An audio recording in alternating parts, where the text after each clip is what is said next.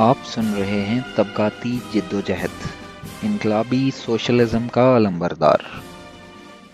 یہ قرض کجکلاہی کب تلک ادا ہوگا؟ تحریر ذیشان شہزاد۔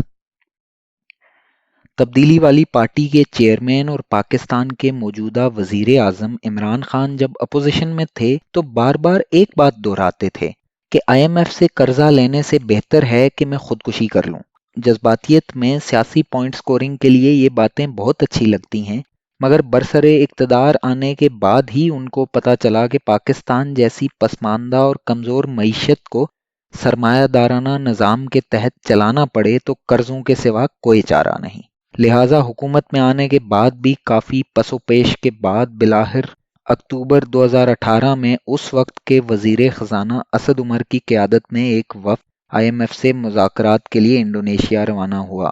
تاکہ آئی ایم ایف سے 7.5 ارب ڈالر کے قرض کے حصول کے لیے بات چیت کی جا سکے۔ اس دورے سے واپسی پر وزیر موصوف نے میڈیا بریفنگ کے دوران بتایا کہ ہم آئی ایم ایف کو قرضے کے حصول کے لیے باقاعدہ درخواست دے آئے ہیں اور اس کے نتیجے میں ہمیں کچھ سخت ترین فیصلے کرنے پڑیں گے جو عوام کے لیے ممکنہ طور پر تکلیف دہ اور اذیت ناک ہوں گے۔ قرض کی باقاعدہ منظوری سے پہلے ہی تبدیلی والی پارٹی کی موجودہ حکومت نے آئی ایم ایف کی تجویز کردہ اصلاحات کو نافذ العمل کرنے کے اعلانات کر دیے تاکہ قرض کے حصول میں حائل رکاوٹوں کو دور کیا جا سکے۔ ان حاصلات میں روپے کی قدر کو منڈی کی بے رحم قوتوں کے رحم و کرم پر چھوڑنا، شرح سود میں اضافہ اور گیس و بجلی کی قیمتوں میں بے تحاشا اضافے سمیت دیگر عوام دشمن اقدامات شامل ہیں۔ نومبر 2018 کے آخر میں جب آئی ایم ایف کے وفد نے پاکستان کا دورہ کیا تو حکومت کی طرف سے کیے جانے والے ابتدائی اقدامات کے بارے میں کہا کہ اصلاحات صحیح سمت بڑھ رہی ہیں مگر ابھی یہ ناکافی ہیں۔ ابتدائی طور پر مذاکرات میں ناکامی کے بعد وزیر خزانہ اسد عمر کو اس عہدے سے برطرف کر کے عمران خان نے ماضی کے چور اور لٹیرے حکمرانوں کے دور کے مشیر خزانہ رہنے والے ماہر معیشت حفیظ شیخ کو امریکہ سے بلوا کر پھر سے مشیر خزانہ کے منصب پر براجمان کیا،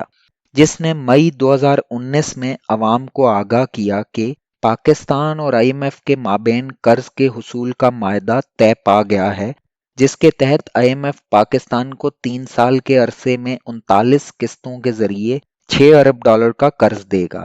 جس کی باقاعدہ منظوری آئی ایم ایف کے ایگزیکٹو بورڈ نے جولائی 2019 میں دے دی۔ 2 سے 3 ارب ڈالر کا اضافی قرضہ ورلڈ بینک اور ایشین ڈیولپمنٹ بینک سے ملنے کے امکانات بھی ہو گئے۔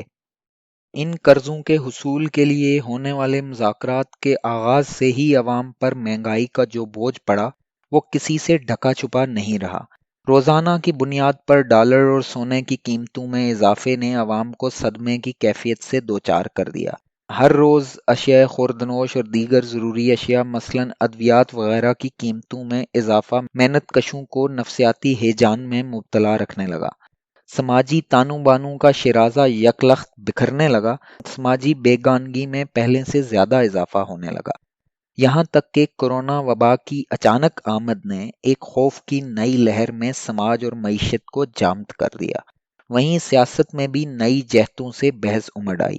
پاکستان جیسے پسماندہ ملکوں میں اس کے اثرات میں سے ایک بڑے پیمانے کی بے روزگاری کی صورت میں نظر آیا، جس نے خاص طور پر محنت کش نوجوان طبقے کو سب سے زیادہ متاثر کیا۔ اشیاء خوردنوش کی مسلسل بڑھتی ہوئی قیمتوں کے ساتھ ساتھ بے روزگاری کا ایک طوفان آیا جس نے پاکستانی سماجی بندھنوں کو یکسر تاراج کر کے رکھ دیا۔ ذہنی اور نفسیاتی ڈپریشن میں کبھی نہ دیکھا جانے والا عروج دیکھنے کو ملا۔ وہیں ادویات، چینی اور آٹے کی مد میں حکمران طبقات کے چند دھڑوں نے اپنی نجی دولت میں بیش بہا اضافہ کیا۔ اپریل 2021 میں حکومت پاکستان نے یک طرفہ طور پر قرضے کے اس پروگرام کو روک دیا۔ اس وقت تک 5 دفعہ آئی ایم ایف پاکستانی معیشت کا باقاعدہ معائنہ کر چکا تھا، مگر معیشت کی کمزوری نے ایک بار پھر حکومت کو آئی ایم ایف کی طرف رجوع کرنے پر مجبور کیا اور فروری 2022 کی ابتدا میں آئی ایم ایف کی جانب سے چھٹے باضابطہ ریویو کے بعد 1 ارب ڈالر کی قسط جاری کی، جس کے ساتھ ہی مجموعی طور پر پاکستان 6 ارب ڈالر میں سے 3 ارب ڈالر لے چکا ہے، مگر اس کے اجراء کے بعد آئی ایم ایف کے دباؤ پر پاکستان کی قومی اسمبلی، جہاں بظاہر پاکستان تحریک انصاف کی اکثریت ہے، اور سینٹ، جہاں اپوزیشن کی باقی ساری پارٹیوں کی اکثریت ہے، نے اسٹیٹ بینک آف پاکستان کی خود مختاری کا بل خوشی خوشی پاس کیا، جس سے پاکستانی معیشت عالمی ساہوکاروں کے چنگل میں ایسے آ جائے گی جیسے کسی جانور کی گردن پر کسائی کی تیز دھار چھری چلتی ہے۔ عالمی ساہوکاروں کی یہ معاشی چھری مگر محنت کشوں کی وسیع اکثریت کے گلے پر پھر چکی ہے۔ آئی ایم ایف کے ان قرضوں کی بدولت کھانا پکانے کے لیے گھروں میں گیس ندارد، پھر بھی فکس چارجز کی مد میں 600 سے 700 روپے کا بل بھی عوام ادا کرتی ہے، اور مہنگی ایل پی جی گیس بھی خریدنے پر مجبور ہے۔ پیٹرول کی قیمتیں تاریخ کی بلند ترین سطح پر ہیں، جو 160 روپے فی لیٹر مارکیٹ میں فروخت ہو رہا ہے۔ پیٹرولیم لیوی کی مد میں حکومت اس وقت تقریباً 18 روپے فی لیٹر وصول کر رہی ہے، جبکہ آئی ایم ایف سے قرضوں کے معاہدے کے مطابق اس مد میں ماہانہ 4 روپے مزید اضافہ کرنا ہے اور اس کو 30 روپے فی لیٹر تک لے کر جانا ہے۔ اس پس منظر میں ادویات، خوردنی تیل، چینی، دالیں اور دیگر اشیاء ضروریہ کی قیمتوں میں گراں قدر اضافہ مستقبل میں مزید ہوگا۔ بجلی کی قیمتوں میں اضافے کی بات کی جائے تو یہ بات واضح ہے کہ بجلی کے بلوں کی ادائیگی محنت کشوں کی اکثریت کے لیے اس وقت جوئے شیر لانے کے مترادف ہے۔ سال 2022 کے موسم گرما میں بجلی کے بل محنت کشوں پر بجلی بن کر گریں گے۔ 3 سال پہلے ابتدائی 100 یونٹس کی بنیادی قیمت 5.79 روپے فی یونٹ تھی، جو کہ اس وقت 9.42 روپے فی یونٹ ہو چکی ہے۔ اسی طرح ہر سلیب کی بنیادی قیمت میں اضافہ کیا گیا ہے۔ آئی ایم ایف کی جانب سے ملنے والے قرضے کی حالیہ قسط کے بعد بجلی کی فی یونٹ قیمت میں مارچ 2022 سے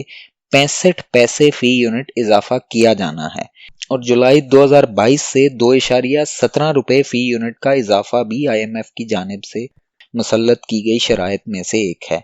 اس کے علاوہ 17% جنرل سیلز ٹیکس بھی بجلی کی مد میں نافذ العمل ہے۔ مزید ٹیکس اور اضافی ٹیکس کی صورت میں 2 نئے ٹیکس بھی پاکستان مسلم لیگ نواز کی پچھلی گورنمنٹ سے مسلط ہیں، جبکہ جنوری 2022 کے استعمال شدہ یونٹس میں 5.94% فیول پرائس ایڈجسٹمنٹ کی مد میں اب تک کی سب سے بڑی واردات ہے، جو مارچ کے بجلی کے بلوں میں عوام سے وصول کیے جائیں گے، جس سے 58 ارب روپے حکومت عوام سے مزید نچوڑے گی۔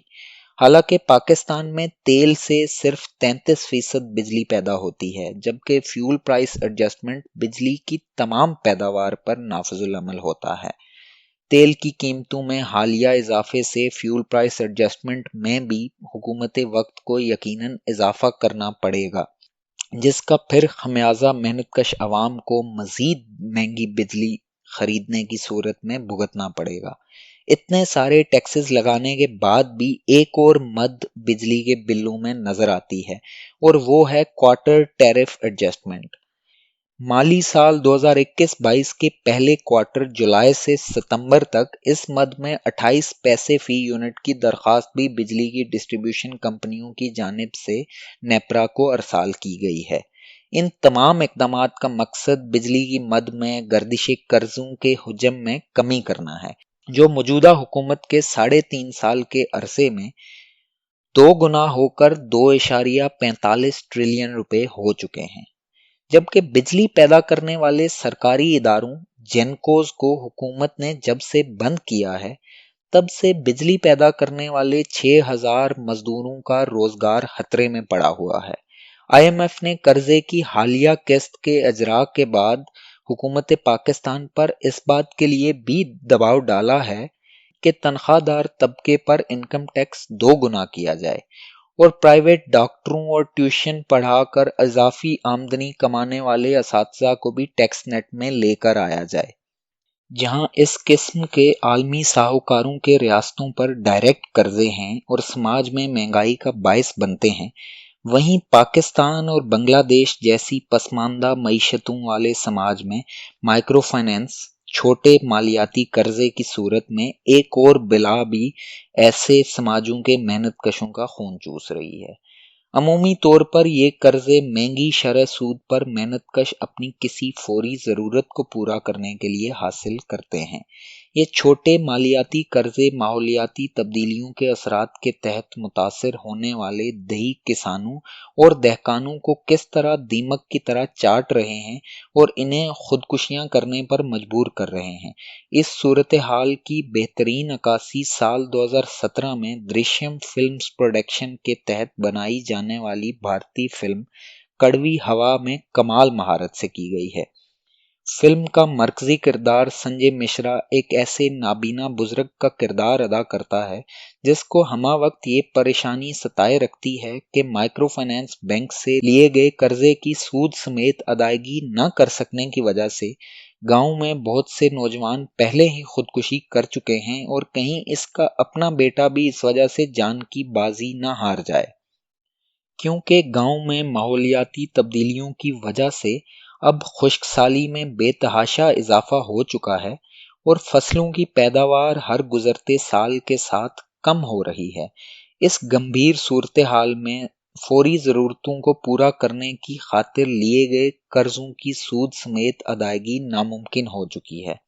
بینک کی طرف سے قرضوں کی واپسی کے حصول کے لیے جو ملازم گاؤں میں آتا ہے اس کو گاؤں والے موت کے فرشتے سے تشبیہ دیتے ہیں۔ سنجے مشرا اس بینک ملازم سے گٹھ جوڑ کرتا ہے کہ وہ بینک ملازم کو نادہندہ لوگوں تک ایسے وقت میں رسائی دلائے گا جب نادہندہ ادائیگی کے لیے پیسے بھی رکھتا ہوگا۔ اس کے بدلے مگر بینک ملازم اس کے بیٹے پر قرض واپسی کے لیے دباؤ نہیں ڈالے گا۔ فلم کے اختتام پر سنجے مشرا نابینا بزرگ ذاتی لالچ کے لیے دوسروں کو مصیبت میں ڈالنے پر بڑا ہی نادم ہوتا ہے اور بینک ملازم سے گٹھ جوڑ کے خاتمے کا اعلان کرتا ہے۔ فلم میں بینک کا نام گرامین بینک دکھایا گیا ہے۔ یہ ایک بنگلہ دیشی بینک ہے جس کو اس کے مالک پروفیسر یونس کے ساتھ مشترکہ طور پر سال 2006 میں یہ کہہ کر نوبل انعام سے نوازا گیا تھا کہ یہ غربت کو کم کرنے اور سماجی بہتری میں سرمایہ دارانہ نقطہ نظر سے ایک نیا اور اہم قدم ہے۔ اب تو ٹیلی کمیونیکیشن کی ملٹی نیشنل کمپنیوں یعنی جیز وغیرہ کے مائکرو فائنانسنگ کے اپنے جدید طریقے ہیں